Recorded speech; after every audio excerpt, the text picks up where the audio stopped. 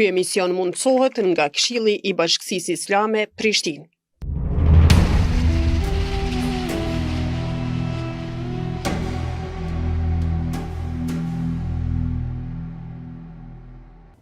Esselamu alaikum, shikues të nderuar, paqja dhe mëshira e Zotit qoftë mbi ju.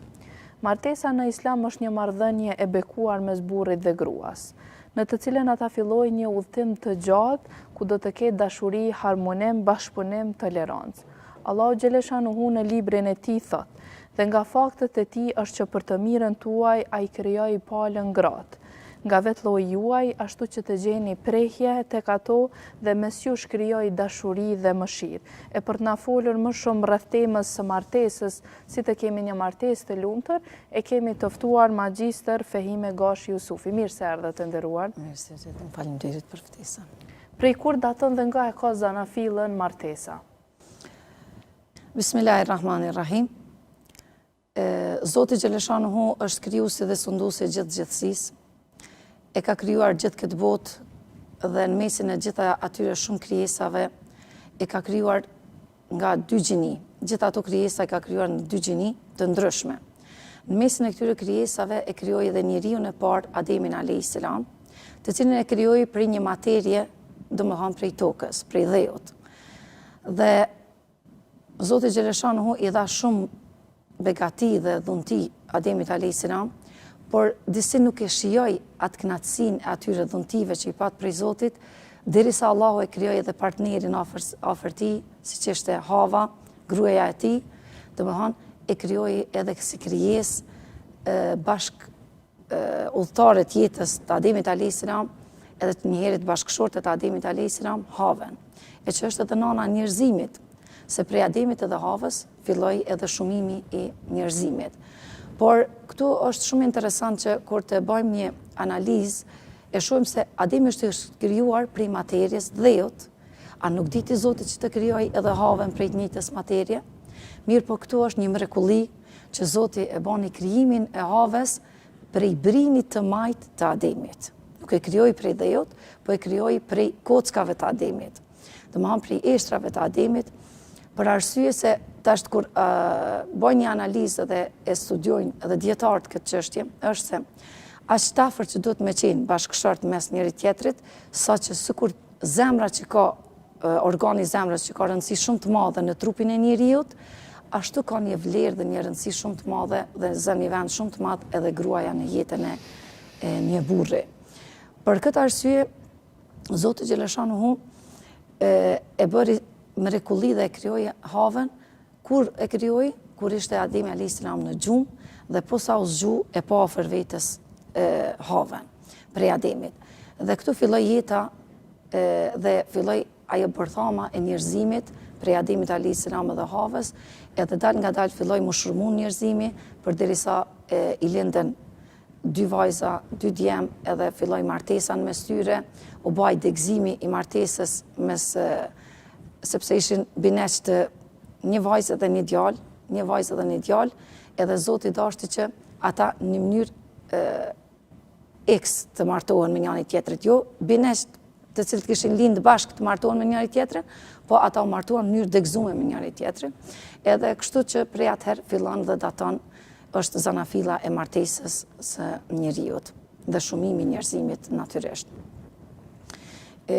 Allahu xhaleshanuhu këtë mandej na vërteton edhe në Kur'anin familjar, në surën Rum, ajeti 21, ku thot: "Dhe nga faktet e madhërisë së tij është që për të mirën tuaj ai krijoi nga vetë lloji juaj palën, domethënë gratë, ashtu që të gjeni prehje tek ato dhe në mes jush krijoi dashuri dhe mëshirë."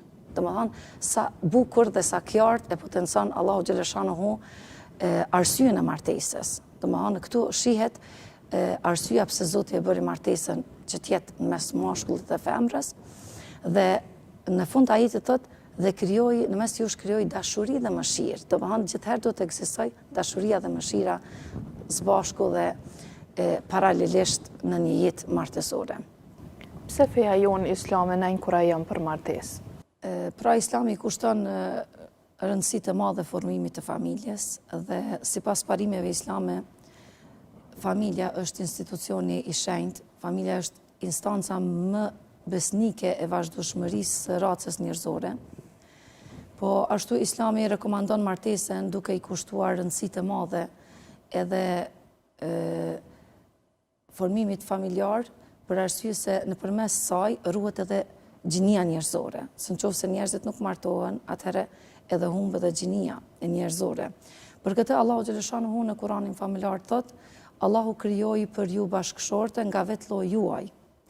E prej bashkëshorteve tuaja fëmijë e nipa. Domethënë në këtë ajet Allahu na sinjalizon dhe na tregon se me bashkimin e dy gjinive atëherë formohet edhe familja, edhe zgjerohet edhe njerëzimi. Dhe familja është barthama kryesore që thelbësore e shoqërisë, se nëse nuk martohen atëherë edhe s'ka që formohet edhe një shoqëri. Po Muhamedi alayhis salam çka na thot për martesën? Edhe Muhamedi alayhis salam na inkurajon në shumë hadithe rreth martesës, ku e kemi një hadith shumë i qartë, të cilën pejgamberi alayhis salam thot: kush nuk martohet nuk është prej sunetit tim. E ky hadith nga e ka gjenezën, e kemi një rast në kohën e pejgamberit alayhis salam, kur shkuan 3 veta te Aisha, te gruaja e pejgamberit alayhis salam, dhe pyetën për pejgamberin alayhis salam për jetën e tij. Dhe informuan për adhurimin se si e bën dhe për jetën e pejgamberit alayhis salam se çka bën. Ata atë shumë zhgënyen me ato që e bajnë, domethënë kundrejt asaj se çka bën pejgamberi, ju ka dukt aty se nuk bajnë asgjë. Dhe para Aishës u betuan të tretë dhe thanë: ne do të adhurojmë Zotin gjithherë, do të falim namaz dhe nuk do të pushojmë asnjëherë. Tjetri tha: unë do të agjeroj vazhdimisht dhe nuk do të ha asnjëherë. Dhe po ashtu tjetri në fund tha: unë nuk do të martohem dhe do të jem vetëm në adhurim ndaj Zotit xhaleshanuhu. Kur erdhi pejgamberi alayhis salam te Aisha dhe Aisha i tregoi për këtë ndodhi se kështu erdhën 3 shokët pejgamberit dhe u betuan kështu. Pejgamberi me shpejtësi doli në hutbë dhe i thirrri edhe për më të bu dhe ju tha: kush ka thonë se unë nuk do të flaj, vetëm do të falë namaz, tha: unë edhe flaj edhe falem. Domethënë se njeriu normal edhe natyrshmëria e njeriu nuk e përballon vetëm një ritëm të jetës, domethënë pak flan, pak falet. Dhe kush ka thonë se vetëm agjeroj, edhe ajo nuk, unë edhe agjeroj edhe ha. Se nëse na nuk hajmë, atëherë nuk kemi forcë edhe për agjerim në ditën tjetër, atëherë e dëmtojmë shëndetin tonë. Po edhe i treti që tha se nuk martohem, pejgamberi alayhis salam tha: edhe unë jam i martuar. Domethënë kush nuk martohet nuk është prej sunetit tim. Kështu përfundoi hadithi i pejgamberit alayhis salam. Dhe nga ky hadith dhe nga ky rast e kuptojmë se pejgamberi alayhis salam na ka inkurajuar për martesë dhe na ka mësuar se duhet të martohemi, po ka rregulla dhe kushte për një martesë, ashtu siç na ka mësuar pejgamberi sallallahu alaihi wasallam. E dim që baza e punëve të mira është me fillimin e saj, po për të qenë një martesë shëndosh, si do të jetë fillimi? Me të vërtet, e dim se çdo obligim që ka bërë Zoti në Islam, e dim se ka kriju edhe kushte, apo? Për shembull, namazin e ka bërë obligim, por kushtet i ka përcaktuar para se me hin namaz, abdestin, veshjen dhe gjitha ato rregullat që janë brenda kushteve të namazit. Ashtu dhe martesa, nuk është që vetëm hajde po futemi në martesë pa plotësuar kushtet edhe ato përgjegjësitë që i ka martesa. Rregullat që i ka, se çdo gjë në Islam është ndërtuar për mbi rregulla. Dhe këto na ka mësuar Zoti xhaleshanuhu përmes Kuranit dhe fjalëve të pejgamberit alayhis salam dhe jetës së pejgamberit alayhis salam. Për me pas një martesë shëndosh, atëherë duhet të jetë edhe një fillim i shëndosh. Kushtet që duhet t'i plotësoj spari, femra kur të hynë në moshën e pjekurisë që është e gatshme për martesë, po ashtu edhe mashkulli, atëherë duhet bëhet pëlqimi i 2 vetëve për martesë. Mirë po jo siç po bëhet në ditët e sotshme. Po flasin, fund po informohet prindi. Duhet të informohet prindi për një lidhje martësore. sepse është kujdestar i familjes, i fëmis, edhe prindi është ai i cili është ka përgjegjësi ndaj fëmis, me pose me kënd po lidhet, se ndoshta ka njëherë njeriu ka bon, po i vyn ajo ndihma dhe këshillat prej tjerëve. Por ata duhet ligjërisht të bëhet pëlqimi, edhe me pëlqimin e prindve të dalin dhe të shihen dy vetë, për shembull një vajzë dhe një djalë, në mënyrë që ata të shohin njëri tjetrin sa janë të përshtatshëm ka aspekti fizik për njëri tjetrin. Mandej edhe bisedat t'i këmbejnë me njëri tjetrin, por gjithherë prezencën e dëshmitarëve. Dy dëshmitarë duhet të jenë prezent për me fillu një lidhje martësore ashtu si duhet.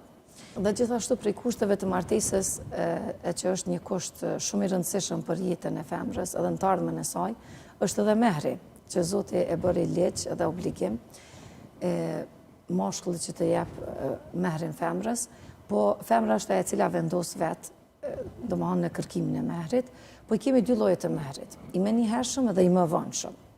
Domethënë mehri i menjëhershëm është ai i cili bëhet para martesës, edhe e cakton vetë femra se sa çka don me qenë, qoftë edhe ka aspektet hollave ose nga aspektet tjera. Për shembull, kur në pejgamberit alayhis salam ka pas raste që kanë thonë sahab, ja Resulullah nuk kam asgjë për mi dhënë meher, ka thonë bëne që meher në të konsiderojë mësimin e Kuranit për ta. Domethënë edhe nëse jep dituriti me njetin e mehrit, edhe ajo konsiderohet edhe del prej përgjegjësisë të mehrit, konsiderohet si meher, por gjithashtu edhe mehri i mëvonshëm është një siguri shumë e madhe për femrën, për arsye se Zoti e diti që mundet me pas edhe nashta keq kuptime gjatë rrugtimit jetës bashkëshortore. Nganjëherë edhe e dim se Zoti e lejoj edhe shkurorzimin, që është edhe qysh e bani obligim edhe ligj edhe i caktoj rregullat për kurorzim, i kemi edhe rregullat e shkurorzimit, që domethënë nuk të la ty pas zgjidhje në jetë, që futesh në një jetë të cilën nuk mund të dalesh, po e la edhe si zgjidhje, kur nuk ka zgjidhje, rrugdalje për jetën e saj femra, atëherë mund të vjen edhe të shkurorzimi, e që është gjëja më e urrëtir të Zotit. Domethënë, po mehri më vonshëm është ai i cili e përcakton femra që nëse ndodh shkurorzimi, ajo më pas një siguri. Për shembull, tash vajzat 5.000 euro, 10.000 euro e cakton mehrin e mëvonshëm edhe ka një siguri nëse i ndodh edhe shkurorzimi. Po gjithherë duhet të mendoj njeriu që përderisa ka filluar një jetë bashkëshortore, jemi gjatë gjithë jetës tonë edhe një lloj adhurimi. Dhe çdo gjë që bëjmë është adhurim për krah asaj që veprojmë në këtë botë, përderisa është ligj prej Zotit, jemi edhe në adhurim ndaj Zotit derisa jemi edhe të martuar, për arsye se pejgamberi alayhis salam tha, martesa plotësohet, imani plotësohet me martesë, domethënë ajo që ka mbet e mangët plotësohet edhe me martesë. Edhe kjo është një shtyllë fort që mashkullin ruhet edhe prej shumë gjërave të ndaluara, apo edhe femra. Domethënë ndaloj Zoti edhe prostitucionin, edhe martesën e jashtëligjshme, edhe e ndaloj edhe gjithçka që edhe natyrshmëria e njeriu që se pranon, domethënë përderisa njeriu është i martuar, e ruan edhe veten edhe prej shumë gjërave negative që mund të veproj edhe gjatë jetës së tij. E përmendëm që Islami, feja jona, inkurajon për martesë në shumicën e rasteve është edhe obligim martesa, po a ka raste në të cilat përjashtohen? Ka njerëz që përjashtohen nga ky obligim? Po gjithherë kur flasim për përgjegjësitë e obligimit ka edhe përjashtime. Domethënë ka edhe ka lënë Allahu xhaleshanuhu këto edhe me zgjedh, mundsinë edhe me zgjedh, sipas edhe haditheve të pejgamberit alayhis salam, edhe dietarët thonë që nëse dikush dëshiron që ma shumë të mirët me dituri, edhe nuk ka dëshirë me marrë përgjegjësi familjare, nuk ka dëshirë me martu, atëherë edhe kjo mund të jetë si zgjidhje e tij edhe lejohet.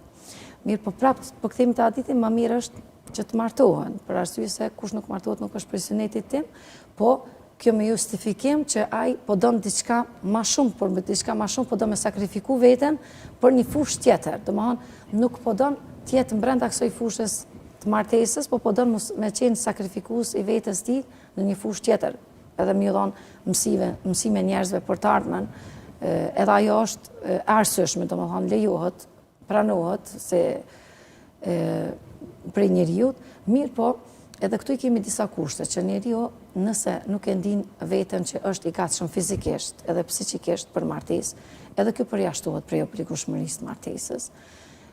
Po ashtu edhe nëse e ndin veten, edhe nëse nuk është i pjekur për me hyrë martesë, edhe kjo nuk është mirë për me hyrë martesë, përderisa nuk e ndin veten të gatshëm për me hyrë në këtë obligime, me marrë këto obligime kaq të rëndësishme që janë, për arsye se gjithherë bashkëshorët kanë obligime dhe përgjegjësi ndërsjella, do të thonë, siç ka gruaja ndaj burrit, ashtu edhe ka burri ndaj gruas. Edhe nëse nuk e nin veten të gatshme, atëherë është më mirë mos stopu dhe me deklaru se nuk është i gatshëm për me hyrë në këtë mi marrë këto përgjegjësi edhe e largon veten prej kësaj. Për me qenë një martesë e lumtur, patjetër që dhe ndarja e përgjegjësive luan rol.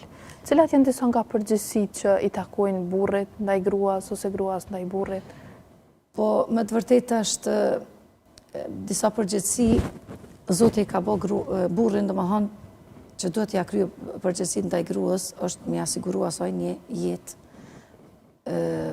një shtëpi, një kolëm që thojmë mbi kokë, vendbanimin duhet t'i asiguroj, ushqimin duhet t'i asiguroj, por gjithashtu qysh vishet dhe mathet për veti duhet me krye dhe përgjegjësitë edhe ndaj gruas.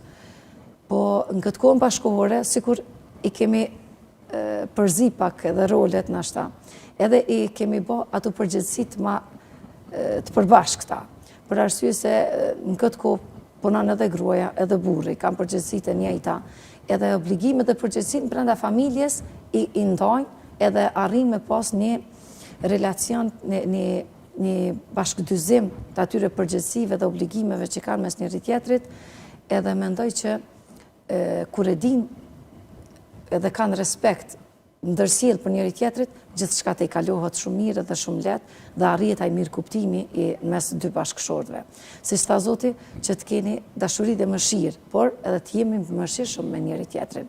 Për arsye se e dim se gruaja gjithherë duhet me mendu burri se ajo konsiderohet si një lloj jetimi. Domethënë, sikur përgjegjësi që e dim farvlere ka jetimi, edhe burri duhet të ketë një obligim dhe një përgjegjësi ndaj gruas me konsideru me mendu shpesh herë që është si një lloj jetimi. Jo nga aspekti i gjinohet, me thonë ashtu, po sikur ajo e bën sakrificë jetën e saj, e la tërë familjen e saj, për çka? Vetëm më martu me një burr, edhe la gjithçka të jetës saj për me kriju një familje me qatë person. Edhe për ata duhet me pas edhe mëshirë, edhe respekt ndërsjellë mes njëri tjetrit, edhe me dashuri me gjitha kanë me te i kalu edhe ato sfidat dhe peripeci që nga një herë nuk janë të pa prezentueshme në mesin e jetës bashkëshortore. Po martesa në kohën tash tonë bashkëkohore, a mendoni se të rinjt dhe të rejat po e marrin këtë përgjegjësi të martesës, apo ndonjëherë edhe mundohen t'i largohen? Atje po kthehemi pak te kushtet e martesës, që tha pejgamberi alayhis salam, femra martohet për 4 gjëra. Për pasurinë e saj, për bukurinë e saj, për gjenezën e saj, se prej familjes prej ka vjen, dhe për fenë e saj. Por thot, martohuni me ato që janë me iman më të shëndosh, me iman më të mirë për fenë e saj, se do të jeni më të lumturit në botë. Edhe tash, kjo është një mesazh edhe për tritë e trejat, që shumë po e shohin vetëm aspektin e jashtëm. Domethënë janë mashtru vetëm pas asaj se çka po shihet dhe nuk po mendojnë për imanin dhe devotshmërinë e një femre, se ajo përderisa është e devotshme, ka me qenë edhe jeta shumë a mirë, ka me u zhvillu jeta shumë a mirë në jetën bashkëshortore. Për arsye se ajo ka me ditë me menaxhu edhe familjen, ka me ditë me eduku edhe fëmijët, ka me ditë me ta menaxhu edhe pasurinë tonë që e bjente në shtëpi, ka me ditë edhe me ditë përgjegjësitë e veta që i ka ndaj vetvetes, ndaj familjes, ndaj burrit dhe ndaj shoqërisë. Domethënë, edhe këto 33 atash e kam posi loj martesë me thonë, nuk e din se qëfar vlerën ashtë edhe ju mungon, gjithherë ju mungon edhe informimi se qëfar vlerë ka familja. Edhe kanë marrë si një lloj dëfrimi ashta martesën, po ajo nuk është vetëm ajo pjesë, po ka dhe shumë përgjegjësi dhe obligime tjera, e që nuk do t'ja anashkalojmë ato, se zaten bërthama një shoqëria është familja. Nëse ti e ke fillu jetën me një vajzë, ose të kundërtën gjithherë, me një djalë që i cili nuk i përket, nuk i plotson këtë kushte dhe nuk është besimtar si duhet, atëherë problemet kanë me qenë shumë atë mëdhaja në të ardhmen, edhe dami i shoqërisë ka me qenë shumë më i madh. E shpresojmë që të vëdëson rinia jonë, edhe dy antë, domethënë dy gjiniat, edhe kur do me zgjedh femra mashkull, nëse mashkulli femrën, të shikojnë gjithherë në plotësimin e këtyre kushteve, siç na ka mësuar pejgamberi alayhis salam, se më të vërtet pasojat edhe problemet kanë me qenë më të pakta brenda asaj lidhje martësore. Po mesazhi juaj për fund? Mesazhi im për fund është që të martohen ashtu siç na mësoi Zoti xhaleshanuhu, e mos mundohen me qit ligje të reja që po ndodh sot në botë, po mundohen me bë diçka jashtëligjshme, jashtë natyrshme, që ka kriju Zoti xhaleshanuhu qysh prej Ademit alayhis salam deri sot. Veç të me bë një pyetje, këta njerëz që po dojnë më martu me gjinit njëjtë. A nuk diti Zoti me kriju ofër Ademit alayhis salam një burr, qysh e krijoi Ademin? Po e krijoi grua. Domethënë, kjo është pyetja më kryesore që edhe ma përgjigja më përfundimtare që jepet njerëzve sot që po dojnë me bë ligjin e martesës me gjinit njëjtë. Nuk arrihet një lidhje martesore me gjinit njëjtë, ajo nuk është lidhje martesore. Se ligji martesë do më thonë bashkimi i dy gjinive të kundërta. Këta po mundohen me bë diçka të jashtëligjshme. Po inshallah Zoti nuk na përfshin me dënimin e tij, sikur në kohën e Nuhit alayhis salam, Zoti që i dënoi, çka tha Nuhit alayhis salam në anijen të cilën e ndërtoi, tha merri prej gjitha llojeve të krijesave mashkull dhe femër. Për çka? Në mënyrë që pas shkatrimit të gjithë popullit të Nuhit të vazhdoj shumimi i krijesave edhe mas atij dënimit që ja dha popullit Nuhit alayhis salam, Zoti xhaleshanuhu. Të kemi frikë Zotin dhe mos mundohemi me dal jashtë asaj që na ka bë Zoti ligj, na ka kriju në këtë botë, sepse vetëm pasoja do të kemi, se nuk ka martesë, nuk është ajo martesë, edhe nga aspekti emocional, po dhe nga aspekti psiqik nuk mundet me plotësu njëri tjetrin. Pse tha Zoti në Kur'an? Që t'jeni plotësim për njëri tjetrin, mashkull edhe femra. E një mashkullin nuk mundet me plotësu, se nuk mundet me kuptu mashkullin sikur që është mund me mirë kuptu mashkullin me një femër, se janë dy mënyra ndryshme të krijimit. Ju faleminderit të nderuar, ishte kënaqësi.